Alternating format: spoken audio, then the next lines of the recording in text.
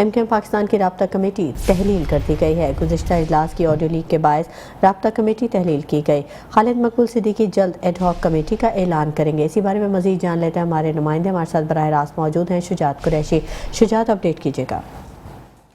آج بالکل دیکھیں، ایم کیو ایم پاکستان نے اپنی رابطہ کمیٹی تحلیل کر دی ہے۔ ذرائع بتاتے ہیں کہ تحلیل کرنے کی وجہ گزشتہ روز اجلاس سے جو آڈیو لیک ہوئی تھی اس کے بعد یہ فیصلہ کیا گیا۔ ذرائع کا یہ کہنا ہے کہ ایک 7 رکنی ایڈ ہاک کمیٹی بھی بنائی گئی ہے جس کے کنوینر ڈاکٹر خالد مقبول صدیقی ہوں گے، جبکہ اس کمیٹی میں مصطفیٰ کمال، فاروق ستار، نسرین جلیل، انیس قیومخانی، کیف الورا اور رضوان بابر شامل ہیں۔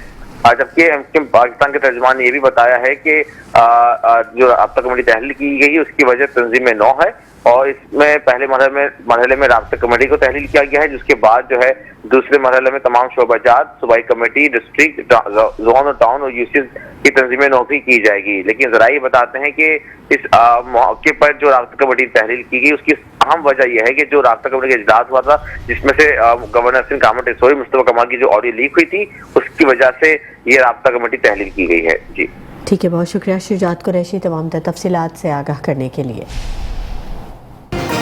میٹرو ون نیوز، ہر پل کی خبر۔